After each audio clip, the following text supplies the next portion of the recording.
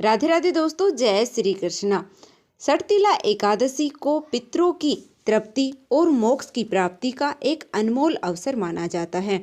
इस दिन किए गए तिल के दान, स्नान और हवन न केवल पितृदोष का निवारण करते हैं बल्कि गृहस्थ जीवन के पापों को भी समाप्त कर देते हैं। ऐसा विश्वास है कि इस व्रत को पूर्ण श्रद्धा से करने से ईश्वर की कृपा से जीवन में सुख, समृद्धि और शांति का वास होता है। इस पवित्र दिन पर तिल का महत्व इतना अद्वितीय है कि इसे स्नान, आहार, दान और पूजा सभी में शामिल किया जाता है। आइए जानते हैं माघ मास के कृष्ण पक्ष की सठतिला एकादशी की पूजा विधि, शुभ मुहूर्त के बारे में और इस बार एकादशी तिथि कब प्रारंभ हो रही है।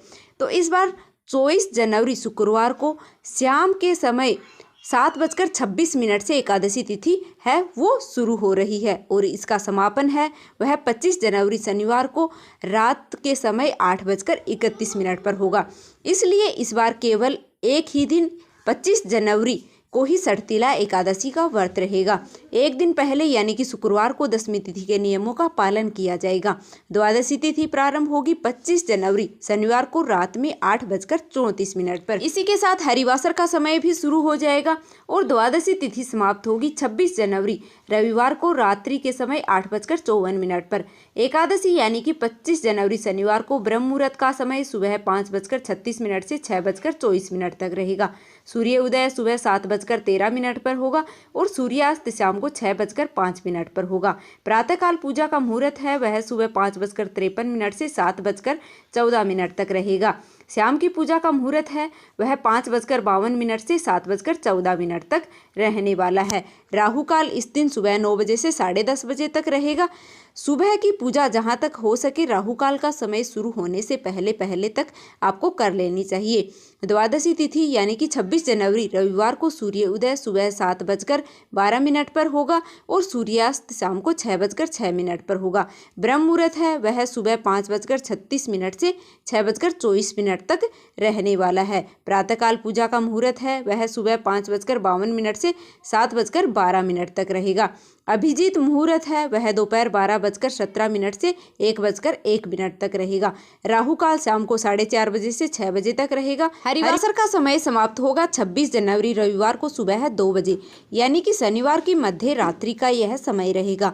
तो आप रविवार को शुभ मुहूर्त में व्रत का पारण करेंगे।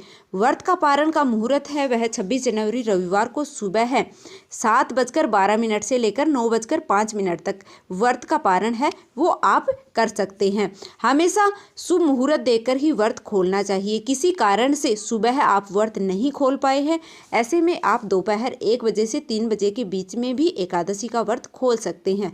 अगर आप पितरों के मोक्ष के लिए या पितृदोष के निवारण के लिए तिलों का उपाय करना चाहते हैं, सठतिला एकादशी इसके लिए एक महत्वपूर्ण अवसर है। इस दिन आप काले तिल का कुछ उपाय कर सकते हैं। इसके लिए पूर्वजों या पितरों का तर्पण के दौरान जल में काले तिल और कुशा जरूर मिलाएं। इसके बिना पितरों को मोक्ष की प्राप्ति नहीं होती है, वह जल भी ग्रहण नहीं कर पाते हैं। इसके लिए सुबह स्नान आदि से निवृत्त होने के बाद दक्षिण दिशा की तरफ मुख करके और अपने पितरों का नाम से जल और काले तिल और कुशा डाल करके पितरों का तर्पण देना चाहिए। और अगर घर में रह रहे हैं और कलह क्लेश से आप परेशान हैं, तो बहुत ज़्यादा परेशानी आपके घर में चल रही है, मन मुटाव अधिक हो रहा है, तो एकादशी के दिन दूध में काले तिल मिलाकर पीपल के पेड़ में अर्पित करने से आपकी समस्या बहुत हद तक कम हो सकती है। एकादशी के दिन मिट्टी के बर्तन में किसी ब्राह्मण को तिल दान करने से मनोवांछित फल की प्राप्ति होती है। धन से संबंधित समस्याओं का भी निवारण होता है। अगर आज के दिन तिल और गुड़ के 11 लड्डू बनाकर किसी सुपात्र व्यक्ति या फिर ब्राह्मण को दान दिए जाएं, ऐसा करने से माता लक्ष्मी जी प्रसन्न होती हैं और उनका आशीर्वाद अपने भक्तों पर सदैव ही बना रहता है। तो इस बार आप सठतिला एकादशी के शुभ अवसर पर इन छोटे छोटे से उपायों को कर सकते हैं। चमत्कारिक उपाय आप कर सकते हैं जिससे आपका जीवन सरल हो सकता है। तो उम्मीद है आपको यह जानकारी पसंद आई होगी। अगर वीडियो थोड़ी सी भी पसंद आई तो प्लीज़ वीडियो को लाइक कर दीजिएगा और चैनल पर नए हो तो चैनल को सब्सक्राइब करना बिल्कुल भी मत भूलिएगा। मिलते हैं फिर से एक और वीडियो के साथ। धन्यवाद। भगवान श्री हरि की कृपा आप और आपके परिवार पर सदैव ही बनी रहे।